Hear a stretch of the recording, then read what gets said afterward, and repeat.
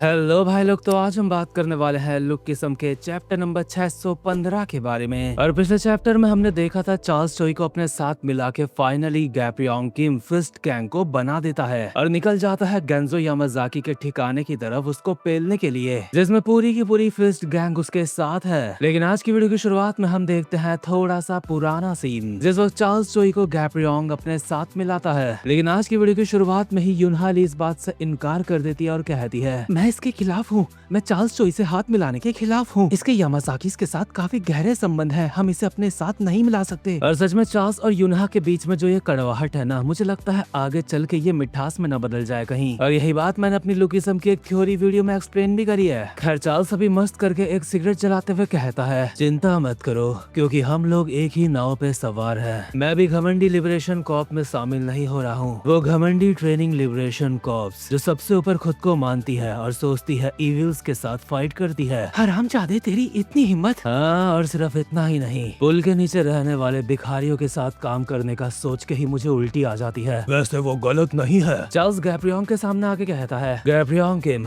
अब फालतू की बातें छोड़ो। क्या तुम्हें सच में लगता है तुम इस दुनिया को बचा सकते हो? मुझे समझ नहीं आ रहा है, सिर्फ हीरो बनने का दिखावा करने की वजह से तुम इतनी बड़ी बड़ी बातें कैसे कर सकते हो? क्योंकि ये सब करके तुम इस दुनिया को नहीं बचा सकते, तुम बस इस दुनिया का इस्तेमाल कर सकते हो। अपनी काबिलियत का इस्तेमाल करके सबसे ऊंचाई तक पहुँचो, कमजोरों को कुचल दो और सबसे ऊपर जाके सबके ऊपर राज करो। इसी तरीके से तुम इस दुनिया का इस्तेमाल कर सकते हो और इस दुनिया में रह सकते हो। और अगर तुम ये नहीं कर सकते तो दुनिया जैसी है उसे वैसे ही एक्सेप्ट कर लो। गैप्योंग चार्ल्स के मुंह से सिगरेट लेके एक सुट्टा मारते हुए कहता है, चार्ल्स चोई, तुम बिल्कुल गलत हो। यहाँ पे तुम वो हो जिसने दुनिया को बिल्कुल वैसे ही स्वीकार कर लिया है जैसी दुनिया है। अगर तुम दुनिया का बिल्कुल उसी तरीके से इस्तेमाल कर रहे हो जैसी दुनिया पहले से है, इसका मतलब तुमने पहले ही दुनिया के तौर तरीकों के सामने हार मान ली है। लेकिन मैं ऐसा नहीं हूँ, ये दुनिया मेरे सामने झुकेगी। गैप्योंग वापस से सुट्टा चार्ल्स के मुंह पे डाल के कहता है, तेरी फिलॉसफी सच में काफी ज्यादा बेकार है। इसलिए तू बस चुपचाप से बैठ के देख सकता है कि आगे चल के मैं दुनिया को बचा पाता हूँ या फिर नहीं। हम में से सही कौन होगा इसका हिसाब किताब हम अंत में करेंगे। लेकिन चिंता वाली कोई बात नहीं, क्योंकि तुझे बता दूं, मैं हमेशा 100% सही होता हूँ। इसके बाद हम आते हैं प्रेजेंट टाइम में, जहाँ पे फिस्ट गैंग के बंदे यामाजाकी को कुत्तों की तरह मार रहे होते हैं। टॉम एक गरीब के पेट से अपना हाथ आर पार करके कहता है, आखिर यहाँ पे ये इतने सारे क्यों हैं? चार्ल्स भी अपने लात से यामाजाकी के मुंह फोड़ते हुए कहता है, ज्यादा हल्ला मत मचा, अपने उस एनर्जी को फाइट करने में लगा। बगल में ही जिन्योंग भी मुक्को और कोहनियों से यामाजाकी के बंदों की कमर तोड़ते हुए कहता है, तुम सब इसे इतना हल्के में मत लो, हमें अपनी पूरी जान लगानी है। अगले ही पल गैप्योंग भी सिर्फ एक मुक्के से काफी सारे यामाजाकी को उड़ा के कहता है, तो चलो फिर करते हैं इसे। लेकिन इतने सारे यामाजाकी के बंदों को मारने के बावजूद भी यहाँ पे और भी काफी सारे यामाजाकी के बंदे आ जाते हैं और चिल्ला के कहते हैं, हमारे ऊपर हमला हुआ है, सिक्योरिटी को डाउन कर दिया गया है। ये साले, इनको क्या लगता है ये किसके ऊपर हमला कर रहे हैं? क्या ये हमारे गेंजो यामाजाकी को टारगेट कर रहे हैं? सबके सब घेर लो सालों को और मार दो। गैप्योंग लोगों को काफी सारे यामाजाकी के बंदों ने घेर लिया है, ये देख के युनहाली कहती है, ऐसा नहीं हो सकता, आखिर यहाँ पे ये इतने सारे क्यों हैं? और इसके बाद हम एक पास्ट के सीन में देखते हैं, यही चीज को समझाते हुए चार्ल्स सबको बता रहा था, यामाजाकी की शियोल ब्रांच, वहाँ पे हमारे लिए सबसे बड़ी दिक्कत है उनके काफी सारे नंबर्स। गेंजो और उसके एग्जीक्यूटिव्स तो खतरनाक है ही, लेकिन वहाँ पे अंदर और बाहर काफी सारे यामाजाकी के बंदे मौजूद होंगे जो बिना सोचे समझे अंधाधुन हमारे ऊपर हमला कर देंगे। खासकर जितने भी लोग बाहर की तरफ होंगे वो सारे के सारे गेंजो के मेंशन की तरफ आ जाएंगे उन लोगों की मदद करने। इसलिए उन सबको संभालने के लिए हमें किसी प्लान की जरूरत है ताकि हम उनसे जीत सके। इतने में ही जिन्योंग कहता है, मेरे दिमाग में एक आइडिया है और वो आइडिया हमें आगे देखने को मिलने वाला है, जहाँ प्रेजेंट टाइम में बाहर की तरफ जितने भी यामाजाकी के बंदे होते हैं सारे के सारे भाग के उस तरफ जा रहे हैं जहाँ पे गेंजो यामाजाकी का मेंशन है। सारे भागते हुए उस तरफ जाते हुए कहते हैं, हमें मदद के लिए बुलाया गया है, ईस्ट के सारे ट्रूप्स मेंशन की तरफ जाओ। वो सारे लिबरेशन ट्रेनिंग कॉर्प्स वाले हमारे मेंशन की तरफ हमला करने तो चले गए, लेकिन ये बात भूल गए कि बाहर की तरफ हमारे काफी सारे लोग हैं जो उनको घेर सकते हैं। लेकिन यामाजाकी के बंदों का जो एक ग्रुप मेंशन की तरफ जा रहा था, वो लोग देखते हैं उनके सामने काफी सारे भिखारी बैठे हुए हैं। यामाजाकी के बंदे ये देख के हैरान हो जाते हैं, साला एक साथ इतने सारे भिखारी क्या कर रहे हैं यहाँ पे? काफी सारे भिखारी यहाँ पे रास्ता रोक के बैठे हुए हैं और बोल रहे हैं, बाबूजी आटा चावल रोटी दान कर दो, गरीब भला करेगा। नहीं नहीं, मेरा मतलब आटा चावल रोटी दान कर दो, भगवान भला करेगा, हमने 3 दिन से खाना नहीं खाया है, प्लीज थोड़े पैसे वगैरह दे दो। इतने में ही यामाजाकी का कोई बंदा अपने स्क्वाड लीडर को चिल्ला के कहता है, स्क्वाड लीडर,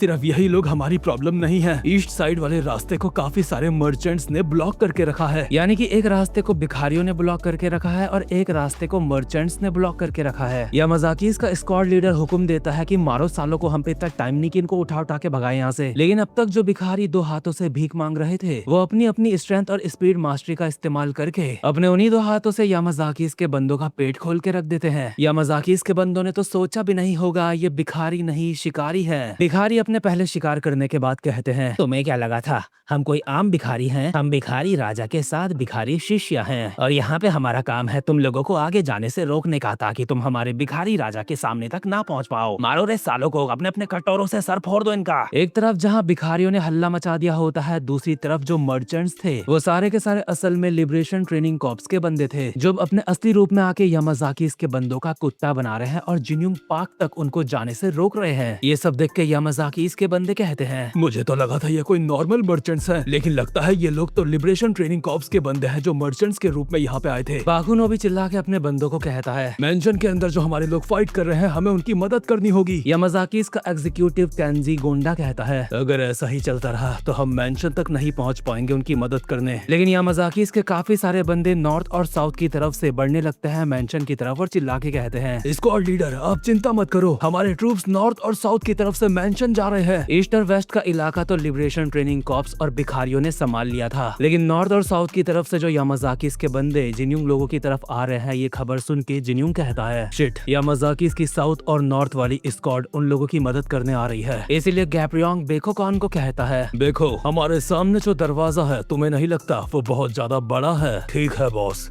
मैं समझ गया आप मुझे क्या कहना चाहते हो। ये कहते हुए बेकोकॉन गेट की तरफ चला जाता है और गेट के बाहर अकेला खड़ा हो जाता है गेट बंद करके, ताकि यामाजाकी के बंदे गेट के आगे ना आ पाए। यामाजाकी के बंदे बेकोकॉन को देख के कहते हैं, क्या आखिर ये क्या है? आखिर ये जायंट है कौन? क्या तुम अकेले इस जगह की रक्षा करने वाले हो? लेकिन हम लोग यहाँ पे 50 से भी ज्यादा है, तुम हमें नहीं रोक पाओगे। बेकोकॉन के सामने एक तरीके से यामाजाकी के बंदों की फौज खड़ी है, लेकिन उसके बावजूद भी वो जवाब देता है, बॉस ने कहा है ये गेट बहुत ज्यादा बड़ा है, इसलिए वापस चले जाओ, ये इतना भी बड़ा नहीं कि तुम सब यहाँ पे एंटर कर सको। मतलब सारी तरफ हल्ला मचा है, हर तरफ पंगे ही पंगे चल रहे हैं। और अभी दूसरी तरफ हम देखते हैं युनहा ली को, जो इस्तेमाल करती है अभी अपनी स्पीड और टेक्निक मास्टरी का, और फॉलिंग ब्लोसम्स लिंगर नाम के हमले से काफी सारे लोगों को हवा में उड़ा के काफी बुरी तरीके से पेल देती है। इसके बाद अपनी डंडे जैसी तलवार से किसी का सर फोड़ती है, किसी का मुंह फोड़ती है, और साथ ही साथ में अपने मन में कहती है, यामाजाकी के जो बंदे भी बाहर से आ रहे थे उनका रास्ता रोक दिया गया है। हमें काफी लंबे समय से जिस चीज का इंतजार था उस चीज का वक्त आ चुका है। आज श्योल को अपने कब्जे में लेने का सपना असलियत में बदलने वाला है। युनहा भी यामाजाकी के कमजोर लोगों को मार ही रही थी, इतने में उसे एहसास होता है उसकी तरफ कोई हमला आ रहा है। इसलिए समय रहते नीचे झुक जाती है और देखती है उसके पीछे वाली बिल्डिंग में एक बहुत बड़ा कट लगा है और बिल्डिंग 2 टुकड़ों में बंट चुकी है, यानी कि ये भी अगर हटती नहीं तो ऐसे ही कटती। और ये कटम कटाई का नंगा नाच मचाया है हमारे यामाजाकी एग्जीक्यूटिव केंजी गोंडा ने। केंजी गोंडा कहता है, ओह तो तुम इस हमले से बच गई, तुमसे मिलके काफी अच्छा लगा। मैं हूँ द लाइटनिंग केंजी। मैं हूँ युनहाली द लिबरेशन ट्रेनिंग कॉर्प से। तो युनहाली, मैंने तुम्हारे मरने से पहले तुम्हारे आखिरी शब्द सुन लिए हैं। क्या? आखिर ये क्या बकवास कर रहे हो? लेकिन केंजी गोंडा गोली की रफ्तार से अपनी तलवार म्यान से बाहर निकालता है और युनहाली के सर के 2 टुकड़े कर देता है, जिससे युनहाली बच भी नहीं सकती। लेकिन इससे पहले ही चार्ल्स यहाँ पे आके युनहा के एक लात मार के उसको पीछे कर देता है। मतलब देख रहे हो चार्ल्स और युनहा के रिश्ते की खटास मिठास में हल्की हल्की बदलती दिख रही है। लेकिन केंजी गोंडा का यह हमला चुकने के बाद वो अपने मन में कहता है, उस इंसान ने मेरे तलवार के रास्ते को पढ़ लिया और उस लड़की को लात मार के हटा दिया वहाँ से। चार्ल्स युनहा को बचाने के बाद कहता है, तुम्हें इस बंदे के खिलाफ इतनी ज्यादा दिक्कत हो रही है? आंटी तुम बस बहुत ज्यादा चिल्लाती हो, मुझे नहीं लगता तुम में कोई खास बात है। तू हरामजादे, तेरी इतनी हिम्मत। इसके अगले सीन में टॉम एक बंदे को मुक्का मार के काफी ज्यादा पीछे फेंक देता है और उसको कैच करता है यामाजाकी एग्जीक्यूटिव रेजी मादारामे। रेजी अपने ही बंदे का सर टमाटर की तरह पिचका के कहता है, इसने यामाजाकी की इज्जत पे दाग लगाया है। यकीन नहीं होता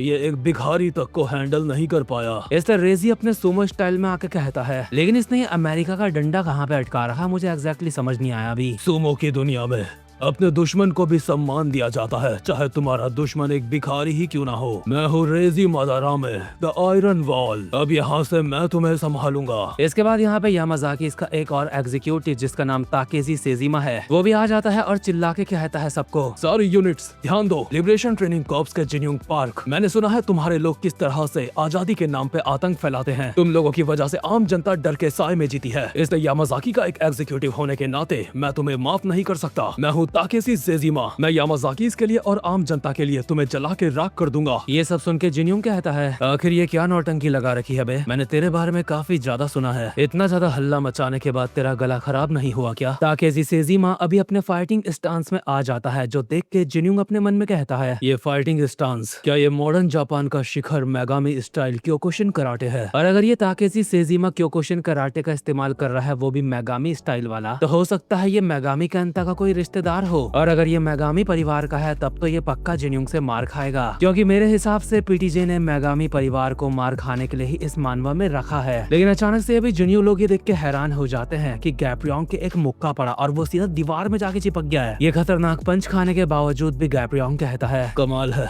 ये काफी ज्यादा काबिलियत तारीफ है। और गैप्रियोंग को जिसने अभी उड़ाया था वो और कोई नहीं बल्कि था गेंजो यामाजाकी, जो यहाँ पे आ चुका है और कहता है, बेवकूफ हो, आखिर तुम्हारी हिम्मत कैसे हुई यहाँ पे अपने कदम रखने की? तुम लोग अभी यामाजाकी की शियोल ब्रांच में मौजूद हो और यहाँ से तुम जैसे बच्चों को भी जिंदा वापस नहीं जाने दिया जाता। गेंजो यामाजाकी का ऑरा इतना खतरनाक है कि सबके अंदर कुछ कंपन महसूस हो रही है उन्हें। जिन्यूंग अपने मन में कहता है, तो यही इंसान है गेंजो यामाजाकी। चार्ल्स कहता है, तो यही है ताकुया का फादर, मैं आज पहली बार इसे अपने सामने से देख रहा हूँ। टॉम कहता है, इस इंसान का ऑरा काफी ज्यादा खतरनाक है, मैं ठीक से सांस भी नहीं ले पा रहा हूँ। लेकिन गैप्रियोंग तो गैप्रियोंग है, इसलिए मुझे ये पसंद है। जहाँ पे गेंजो के ऑरा की वजह से सबके अंदर डर पैदा हो गया था, वहीं गैप्रियोंग चिल्ला के कहता है, तेरा ऑरा मुझे डरा रहा है, लेकिन बस बहुत हुआ। बूढ़े आदमी, हमें अपना और वक्त बर्बाद नहीं करना चाहिए, चला इसे स्टार्ट करते हैं। अगर आज मैं तुझे यहाँ पे खत्म कर देता हूँ तो मुझसे किसी तरीके की नाराजगी मत रखियो, क्योंकि ये प्रकृति तेरी जान कभी ना कभी ले ही लेगी। मतलब यार मुझे गैप्रियोंग काफी पसंद आया, ये बंदा सबसे अलग है। इस बंदे के अंदर वो बात है जिससे हम इसको लेजेंड कह सकते हैं। पता नहीं क्यों मैंने कम्युनिटी में सुना है काफी सारे लोगों को गैप्रियोंग पसंद नहीं आया, लेकिन सच में मुझे काफी बढ़िया लगा है लौंडा। बट भाई लोग, इसी के साथ ये चैप्टर यहीं पे खत्म होता है। उम्मीद करता हूँ आपको आज की वीडियो भी अच्छी लगी हो, और वीडियो खत्म होने के बाद जो करते हैं सब कुछ कर देना, खास करके बेल आइकन को प्रेस कर देना ताकि हर वीडियो का नोटिफिकेशन आपको मिल जाए। बाकी मजे में रहो, खुद को बेहतर बनाते रहो। अब मैं मिलूंगा आपसे अपनी नेक्स्ट वीडियो में, तब तक के लिए गुड बाय।